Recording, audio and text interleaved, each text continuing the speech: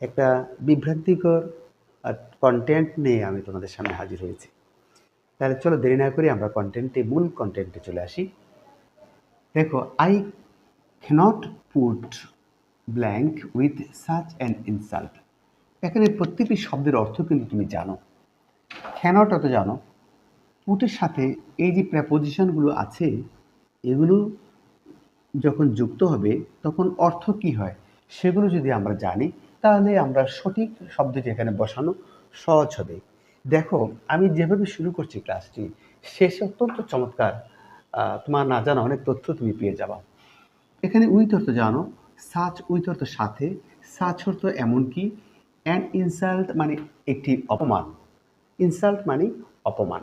এমন একটি অপমানের সাথে আমি কি করতে পারি না, পুট ড্যাশ। এখন তাহলে দেখি, পুটের সাথে যখন আপ যুক্ত হয় তাহলে অর্থ কি দাঁড়ায়। পুট আপ একটি অর্থ হলো কনস্ট্রাক্ট করা, মানে কোনো কিছুকে নির্মাণ করা, তুমি জানো কনস্ট্রাক্ট করা। আরেকটি অর্থ হলো ফিক্স করা, কোনো কিছুকে ফিক্স করা মানে মানে মানে টানিয়ে ফেলা। যেমন you can fix your photograph on the wall, কোনো মানে ওয়ালে তোমার ছবিটাকে তুমি ফিক্স করে ফেলো, অর্থ হতে পারে পুট আপ।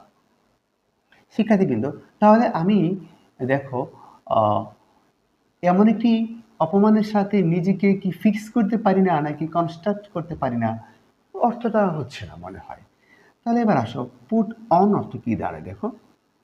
পুট অন, তুই জানো পুট অন মানে একটি অর্থ হলো ওয়্যার করা, মানে পরিধান করা, পোশাক পরা। Put on your dress, put on your dress, তোমার পোশাকটি তুমি পরিধান করো। ওকে, আরেকটি অর্থ হতে পারে পুট অন মানে গেইন করা, কোনো কিছুকে অর্জন করা, কোনো কিছু গেইন করা, তোমরা জানো পুট অন। ওকে, আরেকটি অর্থ আছে পুট অন মানে ভান করা, মানে প্রিটেন্ড করা। প্রিটেন্ড মানে কি করা, ভান করা। তাহলে এই অপরাধের সাথে আমি কি পরিধান করব নাকি গেইন করব নাকি প্রিটেন্ড করব, তাও মনে হয় যেন ঠিক হচ্ছে না। তাহলে এবার আসো, পুট অফ। পুট অফ যখন হয়, পুট অফ মানে হলো কোনো কিছুকে পোস্টপোন করে ফেলা। অর্থাৎ পোস্টপোন করা মানে হলো, যেটা হলো এই যে বাতিল করে দেওয়া। যেমন the meeting has been postponed, মিটিংটাকে মুলতবি করা হলো, বাতিল করে ফেলা হলো, এই অর্থে পোস্টপন্ড হতে পারে।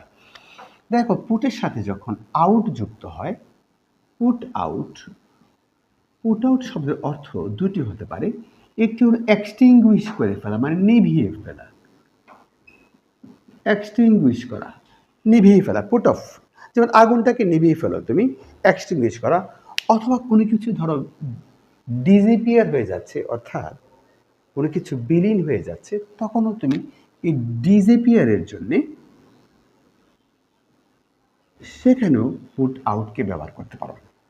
শিক্ষার্থী, কিন্তু এতক্ষণ বলছিলাম যে তোমাকে বলছিলাম শেষে চমক থাকবে। এই যে প্রেপোজিশনগুলো আছে, ঠিক আছে, এবার আমি বলতে চাই এগুলো প্রেপোজিশন নয়। তাহলে তোমার কাছে প্রশ্ন, তাহলে কি এরা, এদের পরিচয় কি? এদের পরিচয় হলো এগুলো অ্যাডভার্ব। তুমি আমাকে বলতে পারো হাউ ইজ ইট পসিবল, এই সারা জীবন জেনে আসলাম এগুলো প্রেপোজিশন, আপনি বলছেন অ্যাডভার্ব।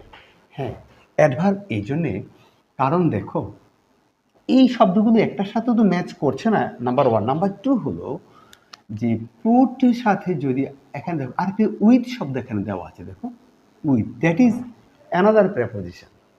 এখন কথা হলো, দুটি প্রেপোজিশন যখন পাশাপাশি বসবে ইন এ রো, তখন the first one is called, এখানে তুমি যেটাই বসাও দিস ইজ অ্যাডভার্ব, আর second one, this one is preposition. শিক্ষার্থী, তাহলে এগুলোকে আমি অবস্থার প্রেক্ষিতে, যেহেতু উইথ শব্দটি এখানে আছে, সেকেন্ড ওয়ান হলো আমি বলেছিলাম প্রেপোজিশন, তাহলে ফার্স্ট ওয়ান যদি অ্যাডভার্ব হয় তাহলে ফার্স্ট ওয়ান তো আমি এখান থেকেই বসাইতে হবে যে কোনো একটাকে। তাহলে এগুলো যদিও প্রেপোজিশন ছিল, অবস্থার কারণে হয়ে গেল অ্যাডভার্ব।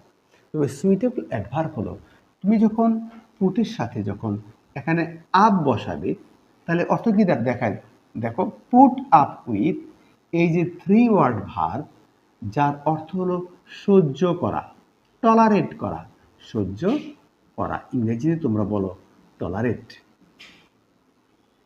টলারেট মানে সহ্য করা, যে I cannot tolerate such an insult, এমন একটি অপমানকে আমি টলারেট করতে পারি না।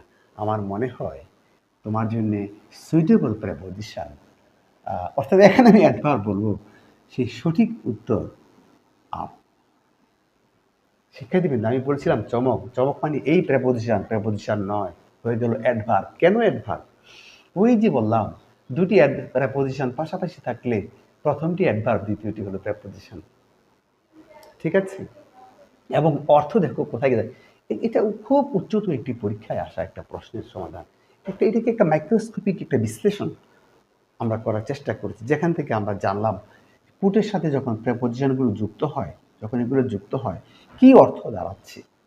কোনোটাই ম্যাচ করছে না। অনেকগুলো অর্থ আমরা জেনে নিলাম, আমাদের অনেক কাজে লাগবে। কিন্তু উইথ না থাকলে কিন্তু আমরা এই পুট আপ দিয়েও যে কোনো একটা কিছু দিয়ে যাতে একটা মিনিংফুল সেন্টেন্স করতে পারি, সেই জন্য আমাদের এই ক্লাসে আজকের এই আলোচনা। ক্লাসটি নিশ্চয়ই তোমাদের অনেক কাজে লাগবে। আর ক্লাসে যদি ভালো লাগে, আমার শিক্ষার্থীদের সুবিধার জন্য ক্লাসটি তাদের কাছে পৌঁছে দিতে পারো। আর আমার নোটিফিকেশন পাওয়ার জন্য you can subscribe my CMC school. You see CMC school, you can visit the channel and you can develop your English. Okay, thank you very much for staying with me.